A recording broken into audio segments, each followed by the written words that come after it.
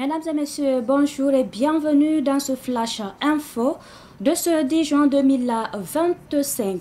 Le président du Faso a dénoncé hier au cours de la traditionnelle montée des couleurs les manœuvres des impérialistes qui tentent de convaincre un des trois pays de l'Alliance des États du Sahel à trahir les autres. Il a relevé en disant: nous sommes approchés tous les jours par les impérialistes pour amener un des trois à trahir les autres.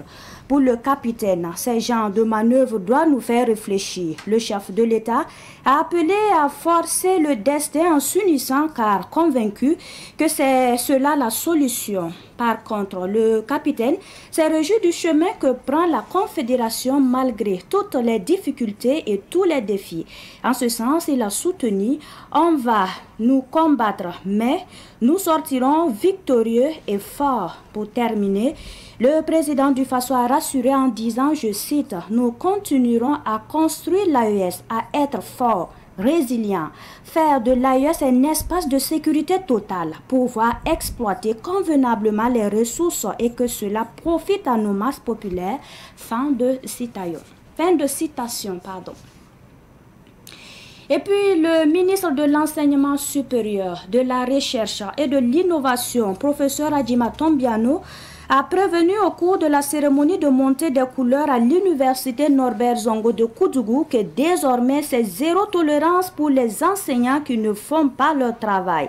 Il déplore cette situation qui entrave l'atteinte des objectifs mis en place pour résorber le problème des retards au sein de l'université Norbert Zongo de Koudougou. Dans 2 semaines, un numéro vert sera mis en place pour dénoncer tout enseignant ou toute administration qui ne fera pas son travail. Par ailleurs, le ministre a appelé les étudiants à plus de discipline et au respect des enseignants pour la bonne marche de nos universités.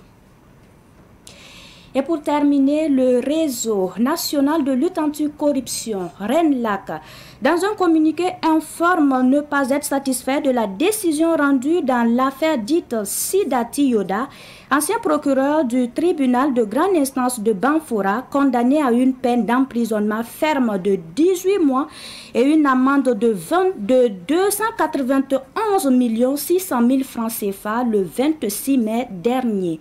Le RENLAC compte faire appel de ce verdict qui, selon lui, doit être plus sévère vu les infractions commises.